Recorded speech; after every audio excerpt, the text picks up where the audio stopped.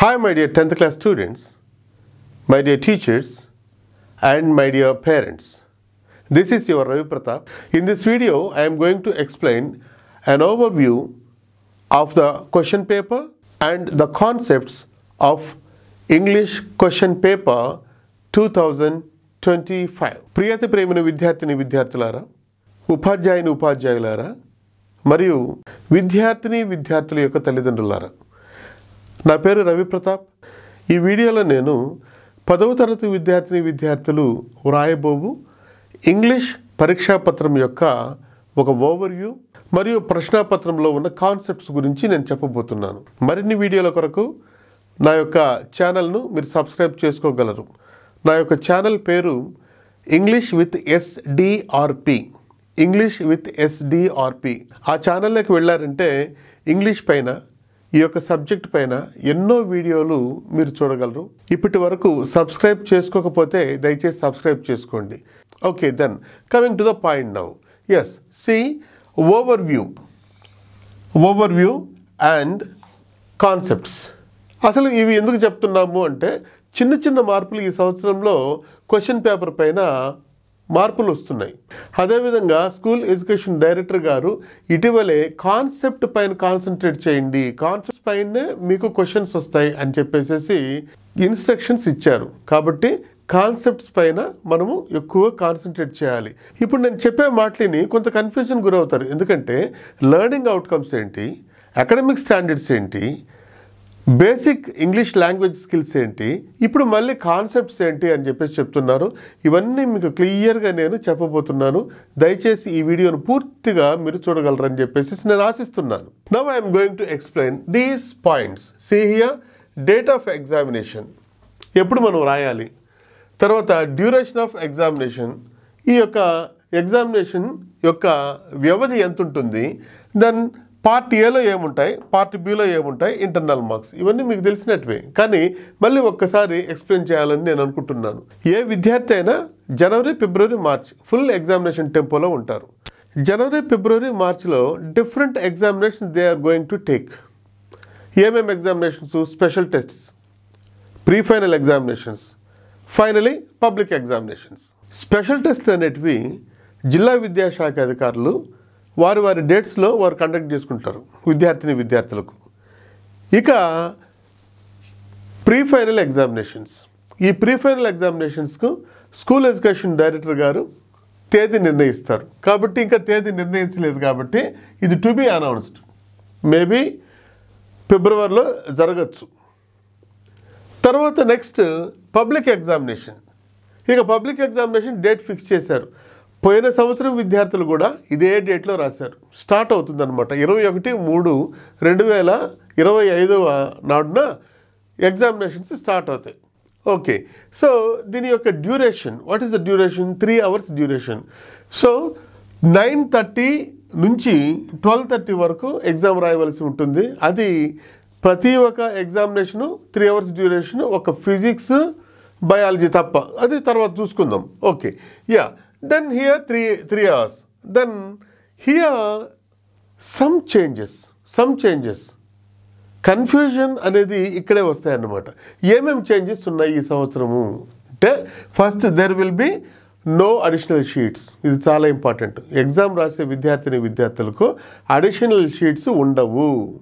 ఒకటే ఒకటి main booklet ఇస్తారు.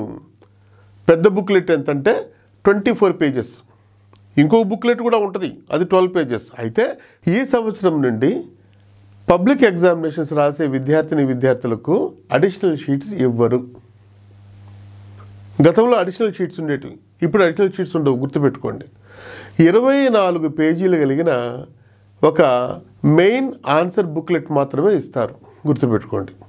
ఒక బుక్లెట్ ఇచ్చేస్తారు అంతే, అందులో మీరు రాయాలి. 24 పేజీలు కలిగిన బుక్లెట్. అయితే బయాలజీ, ఫిజిక్స్ మాత్రము 12 పేజీలు కలిగిన బుక్లెట్ ఇస్తారు. అది మీరు గుర్తుపెట్టుకోండి. ఇక ఇంగ్లీష్ విషయానికి వస్తే మీకు ఒకే ఒక బుక్లెట్, 24 పేజీలు ఉన్న బుక్లెట్. ఇది అత్యంత ముఖ్యమైన చేంజ్. గుర్తుపెట్టుకోండి విద్యార్థిని విద్యార్థులారా. తర్వాత ఇదంతా ఇది 24 pages కలిగింది మనం చెప్పాను. ఇంకా అత్యంత ముఖ్యమైనది ఏంటంటే ఇది, నో అవార్డింగ్ ఆఫ్ గ్రేడ్స్. గతం వరకు గ్రేడ్స్ ఇచ్చుకుంటూ వచ్చేటోళ్ళు అన్నమాట.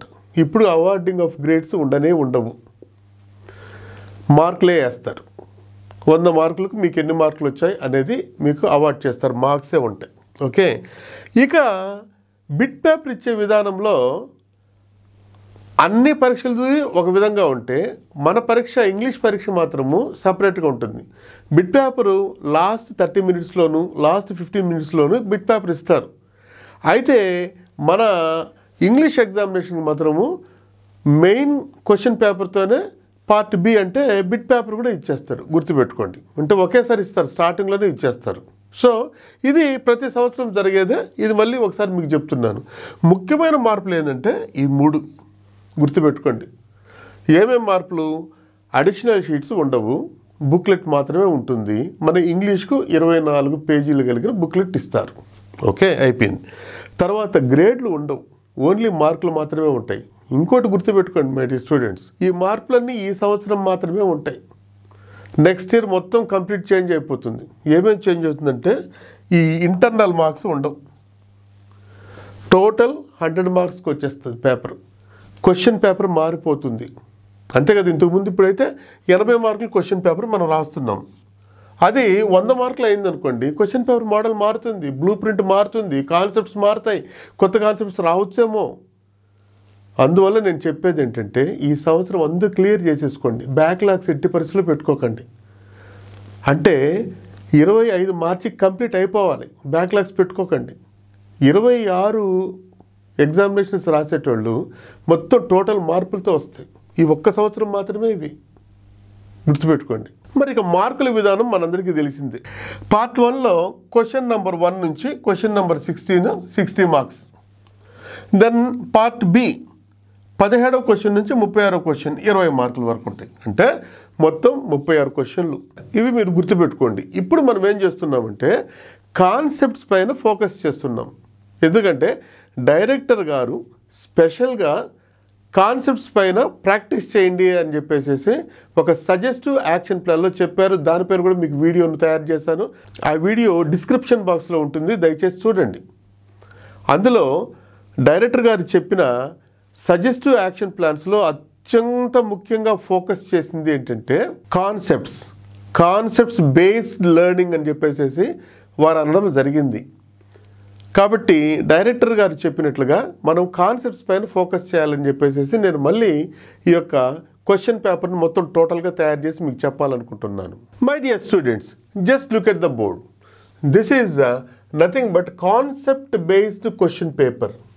కాన్సెప్ట్స్తో ఎక్కడెక్కడ ఏ కాన్సెప్ట్ ఉంటుంది, పార్ట్ ఏలో ఏ కాన్సెప్ట్ ఉంటుంది, పార్ట్ బిలో ఏ కాన్సెప్ట్, అసలు ఎన్ని కాన్సెప్ట్లు ఉన్నాయి అని చెప్పేసి ఇప్పుడు నేను చెప్పబోతున్నాను.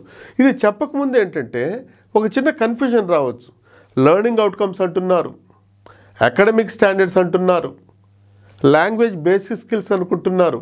ఇప్పుడు ఎందుకు కొత్తగా కాన్సెప్ట్లు వచ్చినాయి ఏంటి ఇవంతా అని చెప్తే దేని వ్యూలో వాటిని మనం చదవాల్సి వస్తుంది. For example basic skills of language, ఒక భాష యొక్క నైపుణ్యాలు ఏంటంటే 4 అందరికీ తెలిసిందే. LSRW, listening, speaking, reading and writing. These are basic skills of English language. అది వదిలేండి. దాని తర్వాత మనకు డిస్కోర్స్ ఓరియంటెడ్ పెడగాజీలో లెర్నింగ్ అవుట్కమ్స్ అని, అకాడమిక్ స్టాండర్డ్స్ అని చెప్పేసి అన్నారు. లెర్నింగ్ అవుట్కమ్స్ అన్నా అకాడమిక్ స్టాండర్డ్స్ అన్నా 2 ఒకటే. ఇవి 6 ఉంటాయి. ఈ 6 ఏముంటాయి? ఫర్ ఎగ్జాంపుల్ ఇక్కడ చూడండి, ఇది ఒక అకాడమిక్ స్టాండర్డ్. ఆ తర్వాత వచ్చేసి కన్వెన్షన్స్ ఆఫ్ రైటింగ్ ఒక అకాడమిక్ స్టాండర్డ్, వొకాబులరీ ఒక అకాడమిక్ స్టాండర్డ్, గ్రామర్ ఒక అకాడమిక్ స్టాండర్డ్. ఇప్పుడు ఎన్ని అయినాయి? 1 2 3 4. ఇంకా 2 ఏంటంటే క్రియేటివ్ ఎక్స్ప్రెషన్స్. ఓకే, ఇక మిగిలింది ఏంటి? Listening and speaking. See here చూడండి, 1 2 3 4 5 6. ఇవి లెర్నింగ్ అవుట్కమ్స్. ఈ స్టడీ స్కిల్స్ కూడా మనకు రీడింగ్ కాంప్రహెన్షన్లోను కన్వెన్షన్స్ ఆఫ్ రైటింగ్లోను లింకప్ అయిపోతుంది. సో హియర్ అకాడమిక్ స్టాండర్డ్స్ మనకు లిసనింగ్ అండ్ స్పీకింగ్ 1, తర్వాత రీడింగ్ అండ్ కాంప్రహెన్షన్ 2, మూడవది ఏంటంటే vocabulary 3, grammar 4, conventions of writing 5, creative expressions 6. These 6 are called academic standards as well as learning outcomes. గుర్తుపెట్టుకోండి. So basic skills 4, academic standards 6 ఇంగ్లీష్కి సంబంధించి. ఇక concepts ఏంటంటే 4. Question paper మొత్తం total depend అయ్యింది ఈ 4 కాన్సెప్ట్స్ పైనే డిపెండ్ అయింటుంది. For example see here reading and comprehension. దీనికి ఎన్ని మార్కులు కేటాయించారు? 29 మార్కులు కేటాయించారు. తర్వాత స్టడీ స్కిల్స్ 8 మార్కులు. తర్వాత conventions of writing. Conventions of writing అంటే style of writing, conventions of writing. So దీనికి 20 marks. Then next vocabulary and grammar 1గా చేర్చారు. Concept 23 marks. మరి ఇవన్నీ దేంట్లో వస్తాయి చూడండి. Part A, part B, part A, part B. For example reading and comprehension part ఏలో వస్తుంది, పార్ట్ బి అంటే బిట్ పేపర్లో వస్తుంది. తర్వాత స్టడీ స్కిల్స్ పార్ట్ ఏలోనే వస్తుంది. అదేవిధంగా conventions of writing, style of writing, major discourses, minor discourses ఏలో ఉంటాయి. తర్వాత వొకాబులరీ అండ్ గ్రామర్ చూడండి, ఏలో వస్తుంది, బీలో వస్తుంది, బీలో వస్తుంది. మరి పార్ట్స్ మనం చెప్పుకున్నాము. ఏ క్వశ్చన్స్లో వస్తాయి మనం ఒకసారి బ్రీఫ్గా తీసుకుంటే, ఎందుకంటే నేను క్వశ్చన్ బై క్వశ్చన్ తర్వాత ఇంకొక వీడియో తయారు చేస్తాను, అది కూడా చూడండి. క్వశ్చన్ బై క్వశ్చన్ ఏ విధంగా వెళ్ళాలని చెప్పేసి.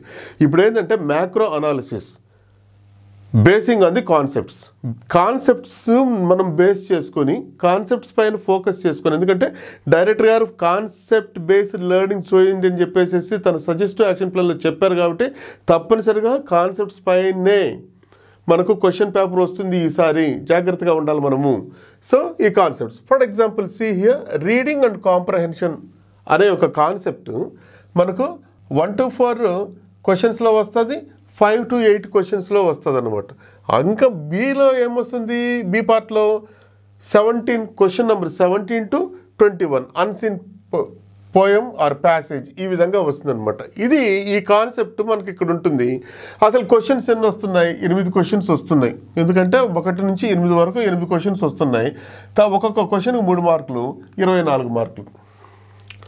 ఇక నెక్స్ట్ మనము ఈ పార్ట్ బిలో కూడా ఈ యొక్క రీడింగ్ కాంప్రహెన్షన్ ఉంటుంది. అది వచ్చేసి అన్సీన్ ప్యాసేజెస్ అనమాట. 5 క్వశ్చన్స్ ఇస్తారు, 5 మార్క్స్. ఇది టోటల్ ఇవి 2 మనం తీసుకున్నామంటే 29 marks. So reading and comprehension కాన్సెప్ట్కు మనకు 29 మార్కులు ఉంటాయి. చాలా జాగ్రత్తగా గమనించండి. నెక్స్ట్ స్టడీ స్కిల్స్ ఏంటంటే ఒక డేటా ఇస్తారు, అది పిక్చర్ రూపంలో ఇవ్వచ్చు, తర్వాత బార్ రూపంలో ఇవ్వచ్చు, ట్యాబ్యులర్ ఫార్మ్స్లో ఇవ్వచ్చు. అది మళ్ళీ నేను సపరేట్గా చెప్తాను ఇవన్నీ. జస్ట్ ఇది ఏంటంటే మ్యాక్రో. ఓకే. సో హియర్ 9వ ప్రశ్న నుంచి 12వ ప్రశ్న వరకు ఇవి ఇవ్వడం జరుగుతుంది. 4 క్వశ్చన్స్ ఉంటాయి, ఒక్కొక్క దానికి 2 marks, total 8 marks. So study skills carries 8 marks. Okay. Yeah. Then next conventions of writing, style of writing. దీంట్లోనే మనకు క్రియేటివ్ ఎక్స్ప్రెషన్స్ కూడా కలిసి వచ్చేస్తుంది అనమాట learning outcome. So conventions of రైటింగ్లో మనకు ఇక్కడ చూడండి 15వ క్వశ్చన్, 16వ క్వశ్చన్. అంటే మనకు ఇదివరకే నేను చెప్పాను 1వ క్వశ్చన్ నుంచి 16వ క్వశ్చన్ పార్ట్ ఏ, తర్వాత 17వ క్వశ్చన్ నుంచి 36వ క్వశ్చన్ పార్ట్ బి. ఇది బిట్ పేపర్. కానీ క్వశ్చన్స్ మాత్రం కాన్సెప్ట్లు మాత్రం ఇందులో వస్తూ ఉంటాయన్నమాట. అది జాగ్రత్తగా గుర్తుపెట్టుకోండి. C major discourses and minor discourses. Major డిస్కోర్సెస్లో ఛాయిస్ ఉంటాయి. అది ఛాయిస్ అనేవి అసలు ఏమి ఉండవు మీకు. జస్ట్ మేజర్ డిస్కోర్స్లో 2 ఇస్తాడు, 1 రాయాలి, అంతే, ఇంకేం లేదు. ఓకే. అంటే క్వశ్చన్ పేపర్లో దాదాపుగా ఛాయిస్ లేనట్టే. మీకు 2 దగ్గరలో ఉంటుంది ఛాయిస్ అనమాట. ఓకే. అది in the course of time I will explain now. So here major discourses ఒక క్వశ్చన్ ఉంటుంది, 10 మార్కులు. So 10 marks. సో ఇక్కడ మైనర్ డిస్కోర్సెస్ ఉంటాయి. మైనర్ డిస్కోర్సెస్లో 2 క్వశ్చన్స్ ఉంటాయి, ఒక్కొక్క దానికి 5 marks, total 10 marks. 10 + 10 20. Okay. It is over. So conventions of writing or creative expressions collectively carry How many marks? 20 marks. Over. Then another concept. Fourth concept is vocabulary and grammar. Vocabulary అంటే పదజాలం, grammar అంటే వ్యాకరణం. ఇవి చూడండి ఎన్ని మార్కులకు వచ్చినాయంటే 23 marks ఉన్నాయన్నమాట. vocabulary and grammar. ఈ vocabulary ఎక్కడెక్కడ వస్తుంది అంటే మనం ఒకసారి ఇది చూసామంటే 13వ క్వశ్చన్ అంటే ఏంటంటే పార్ట్ ఏ. 13వ క్వశ్చన్లో మొత్తం టోటల్ 6 ఇస్తారు. 6 క్వశ్చన్స్. ఈ 6 క్వశ్చన్స్లో మనం 4 రాయాలి. Transformation of sentences. దానికి ఒక సపరేట్ వీడియో చేస్తున్నాను, చెప్తాను. ఈ ట్రాన్స్ఫర్మేషన్ ఆఫ్ సెంటెన్సెస్ అంటే ఏంటంటే టోటల్ గ్రామర్ పైన డిపెండ్ అయి ఉంటుంది అనమాట.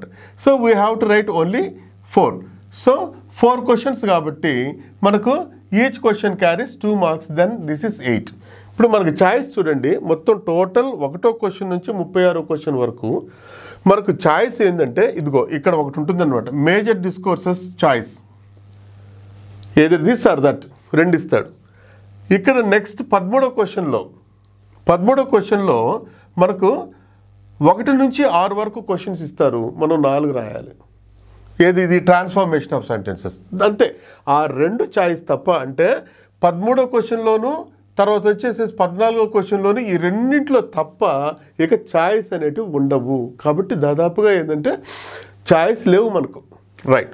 ఓకే. నెక్స్ట్ ఇక గ్రామర్ అండ్ వొకాబులరీలో ఒకటి అయిపోయింది 13వ క్వశ్చన్. తర్వాత బిట్ పేపర్ ఇది 22 నుంచి 26 వరకు editing, error treatment from text book ABC రీడింగ్లో. మనకు టెక్స్ట్ బుక్లో A reading, B reading, C reading అని ఉంటుంది. ఈ 3 రీడింగ్స్లో నుంచి ఒక ఎర్రర్ ట్రీట్మెంట్ ఏదో ఒకటి వస్తుంది. ఇది ఒక 5 క్వశ్చన్స్ ఉంటాయి. అంటే మనం ఒక విధంగా చెప్పాలంటే కరెక్షన్ ఆఫ్ సెంటెన్సెస్ ఇటువంటివన్నీ ఎర్రర్ ట్రీట్మెంట్ అంటే సో ఉంటుంది. తర్వాత వచ్చి దీనికి 5 మార్కులు. దెన్ నెక్స్ట్ బిలోనే 27 నుంచి 31 వరకు 27 నుంచి 31 వరకు క్లోజ్ టెస్ట్. అంటే క్లోజ్ టెస్ట్ అంటే ఏం లేదండి, picking out the certain words missing. ఎక్కడెక్కడైతే వర్డ్స్ మిస్ అయినాయో వాటిని మనం కరెక్ట్గా సెట్ చేసుకోవాలన్నమాట. ఇది ఓకే. ఇవి 5 క్వశ్చన్స్ ఉంటాయి. తర్వాత వచ్చేసి 5 marks. Then finally 32 to 36 rewrite as directed. దాంట్లో active voice, passive voice, simple compound complex sentences, తర్వాత వచ్చేసి డిగ్రీస్ ఆఫ్ కంపారిజన్ అన్నీ ఉంటుంది అనమాట రీరైట్ యాజ్ డైరెక్టెడ్లో. ఇది 32 నుంచి 36 క్వశ్చన్ వరకు ఉంటుంది. So 5 questions total. ఇక్కడ ఒక్కసారి మనం చూసామంటే 22వ క్వశ్చన్ నుంచి 36వ క్వశ్చన్ వరకు టోటల్ వొకాబులరీ, గ్రామర్ ఇవి ఉంటుంది అనమాట. దీంతో పాటు ఏంటంటే ఏ రీడింగ్లో మనకు 13వ క్వశ్చన్లో కూడా గ్రామర్, వొకాబులరీ వస్తుంది. ఇది బేసిక్గా. సో టోటల్ మనకి ఏంటంటే 36 క్వశ్చన్స్ ఉంటాయి, 80 మార్క్స్ ఉంటాయి. ఇది ఒక్క సంవత్సరం మాత్రమే. వచ్చే సంవత్సరం టోటల్గా మారిపోతుంది. ఎందుకంటే మనకు 100 మార్కులకు వస్తుంది పేపర్. ఇంటర్నల్ అసెస్మెంట్ టోటల్గా తీసేస్తారు. ఇక 24, 25కు కొన్ని మార్కులు వచ్చాయి. 25, 26 అకాడమిక్ ఇయర్లో చాలా సమూలమైన మార్పులు వచ్చేస్తాయి అన్నమాట. అది తర్వాత చెప్తాను, వేరే వీడియోస్లో నేను తయారు చేసి చెప్తాను అనమాట. సో మై డియర్ ఫ్రెండ్స్, నేను ఈవేళ ఎక్స్ప్లెయిన్ చేసింది ఏంటంటే కాన్సెప్ట్స్. 4 కాన్సెప్ట్స్ ఉంటాయి. ఈ 4 కాన్సెప్ట్స్లో మనకు వెయిటేజ్ చూడండి. ఒకటి వచ్చి 29 మార్కులకు ఉంది ఒక concept, reading and comprehension. Study skills 8 marks carry చేస్తుంది అనమాట. Next conventions of writing 20 marks. తర్వాత గ్రామర్ అండ్ వొకాబులరీ 23, టోటల్ 80. వీటిల్లో మనం ఈజీగా బ్యాక్ చేసుకునేటివి మనకు ఈ 20 మార్కులు ఈజీగా బ్యాక్ చేసుకోవచ్చు మనము. ఆ తర్వాత ఈ comprehension, but we have to get very clear idea about reading and getting good comprehension. Those 2 are reciprocals అనమాట. అది బాగుండాలి, ఇది బాగుండాలి. మనం 29 మార్కుల్లో 20 మార్కులు ఈజీగా మనం సాధించగలం అనమాట. ఇక స్టడీ స్కిల్స్ మనం తీసుకున్నామంటే ఈ పిక్టోగ్రాఫ్స్ కానీ, తర్వాత వచ్చేసేసి రోడ్ మ్యాప్స్ కానీ, ఫ్లో చార్ట్స్ కానీ అవన్నీ సపరేట్గా మీకు చెప్తాను. అవి 8 మార్కులు. ఈ విధంగా మనకు 4 కాన్సెప్ట్స్. ఈ 4 కాన్సెప్ట్స్ను మనం జాగ్రత్తగా చూసుకొనేసి మనం బ్రహ్మాండంగా తయారు కావాలి. కాబట్టి ఈ వీడియో మీకు అర్థమైంది అనుకుంటాను. ఇక వచ్చే వీడియోలన్నీ క్వశ్చన్ బై క్వశ్చన్, ఈ క్వశ్చన్ ఏ విధంగా రాయాలా, ఈ ఫర్ ఎగ్జాంపుల్ ఈ కాన్సెప్ట్ ఉంది, రీడింగ్ అండ్ కాంప్రహెన్షన్ ఉంది, ఈ కాన్సెప్ట్లో వచ్చే ప్రశ్నల్ని మనం ఏ విధంగా ఎదుర్కోవాలి. అదేవిధంగా కాన్సెప్ట్ నెంబర్ 2 స్టడీ స్కిల్స్, ఈ కాన్సెప్ట్లో వచ్చే క్వశ్చన్స్ని మనం ఏ విధంగా ఎదుర్కోవాలి అని క్వశ్చన్ బై క్వశ్చన్ మీకు ఎక్స్ప్లెయిన్ చేస్తాను. ఈ వీడియోలు ఎట్టి పరిస్థితుల్లోనూ విడవకుండా మీరు చూస్తూ వెళ్ళండి, మీకు మంచి మార్కులు వస్తాయి. ఇంతవరకు ఎవరైనా నా ఛానల్ను మీరు సబ్స్క్రైబ్ చేసుకోకపోతే దయచేసి సబ్స్క్రైబ్ చేసుకోండి. నా ఛానల్ పేరు English with SDRP, Sunduru Devanand Ravi ప్రతాప్ను మనం షార్ట్ చేసినామంటే SDRP. దయచేసి అందులోకి వెళ్ళండి. ఇప్పటి వరకు సబ్స్క్రైబ్ చేసుకోకపోతే సబ్స్క్రైబ్ చేయండి. అందులో ఉన్న వీడియోలను చూడండి. పిల్లలందరూ లబ్ధి పొందండి. అది నా ఆశ. Thank you very much.